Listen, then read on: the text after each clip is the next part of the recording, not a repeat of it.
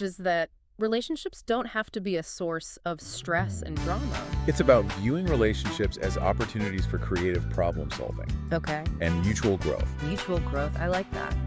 There's this heartwarming story in the book about a young girl who uses her creativity to solve a social problem, proving that sometimes a shift in perspective is all it takes to transform a challenging situation into a moment of connection. So it's about bringing that same intentional energy that we apply to our personal goals to our relationships. Exactly. When we approach relationships as a collaborative endeavor, it opens up a whole new level of possibility. That's a good point. We can't truly create our best selves in isolation. We can't. Meaningful connections are essential to the journey. They are. Speaking of essential tools for self-motivation, the book talks about rituals. Ooh, I love rituals. Rituals overriding hesitation. It's like establishing a routine that automatically triggers you into action. Right? Like an artist might have a specific ritual before they start painting. Exactly. It's about removing that decision-making process, letting the ritual guide you into that state of flow. I see. For example, if you want to start a writing habit, maybe your ritual is making a cup of tea, lighting a candle, and sitting down at your desk at the same time each day. The ritual itself becomes the cue for your mind to shift into writing mode. So it takes the willpower out of the equation. Exactly. And speaking of shifting mindsets, there's this beautiful section in the book about finding happiness in the present moment. Instead of constantly chasing future goals. It's about recognizing that joy is available to us right now, not just at some point in the future when we've achieved all our goals. Right. Cultivating a sense of gratitude for what we have and finding joy in those simple things. The book quotes spiritual teacher Emmett Fox. Oh, I love Emmett Fox. What does he say? He says, love acts the part. It's a reminder that we can choose to embody the qualities we desire, even before we feel them fully. If we want to feel more love, we act more loving. If we want to feel more joyful, we act more joyful. It's not about waiting for our feelings to change before we take action. It's about taking action to shift our feelings. Speaking of action, the book also encourages us to tap into the power of curiosity as a motivational tool. Curiosity. How does curiosity fuel motivation?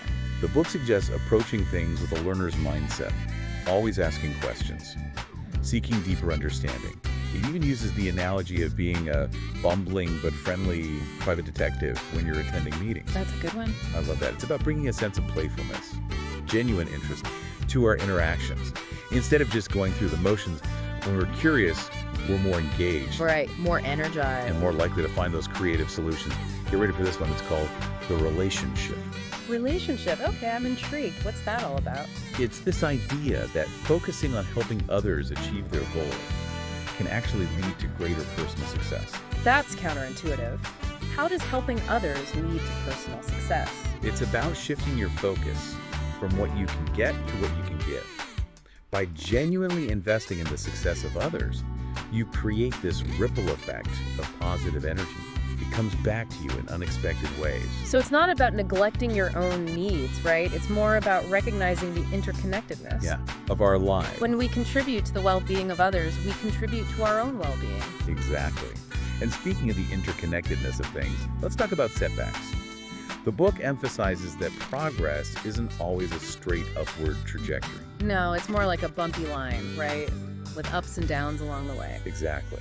And the book encourages us to embrace those setbacks as opportunities for growth. Okay, I like that. The book argues that, tough-minded optimists, they plan for renewal. Yeah. They know that setbacks are inevitable. Yeah. But they use those setbacks to adjust their course, become even more resilient. It's about cultivating that growth mindset, recognizing that challenges are often our greatest teachers. Absolutely. Speaking of learning, the book delves into the fascinating research on lifelong learning. Lifelong learning, yeah. Dispelling the myth of age-related decline. Yeah. And highlighting the brain's remarkable ability to grow throughout our lives. It's empowering to know that our brains can adapt and evolve no matter our age. It is. The book emphasizes the importance of mental activity. Right. For maintaining our cognitive function and our vitality. Use it or lose it, I guess. Right. It even quotes Dr. Robert Jarvik, the inventor of the artificial heart.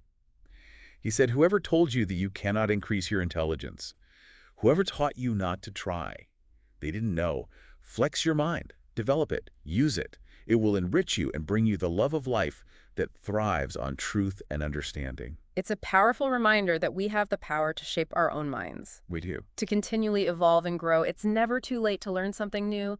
Challenge yourself, expand those horizons. I agree. And this idea of lifelong learning directly connects to the importance of usefulness. Okay. Usefulness, especially in the information age. Right. It's about cultivating skills, knowledge. That makes us valuable contributors. Not just about personal fulfillment, but about finding ways to make a meaningful impact. Now, get ready for a topic that might surprise you. The book talks about breathing Breathing. and brain function. It uses the example of Bobby Fischer, the world chess champion, Oh, wow. who incorporated deep breathing exercises into his training regimen Interesting. to enhance his focus, mental stamina. Our brains need oxygen to function optimally. Right. Deep breathing is a simple but powerful way to increase that oxygen flow. That makes a lot of sense. The book points out that even something as simple as taking a few deep breaths before a challenging task can make a difference. It also mentions General George Patton, who believed that physical activity was essential for maintaining mental sharpness. So there's that connection again between our physical and mental states. Yeah. By taking care of our bodies, we're taking care of our minds. Okay. Okay, are you ready for another lesson from the world of sports? This one is about the value of coaching, Okay. even for someone at the top of their game.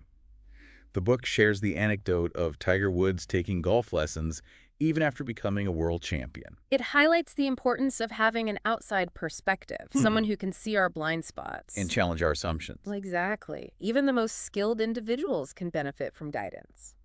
Feedback. Exactly. And the book introduces this helpful metaphor from a business consultant named Steve Hardison. Okay. He compares our limiting habits to a home. A home. It's a place that feels familiar and comfortable, but it might also be holding us back from reaching our full potential. Okay. It's about recognizing those patterns of thought and behavior that are no longer serving us. It's about being willing to move out of our comfort zones, create new, more empowering habits. It's a good analogy.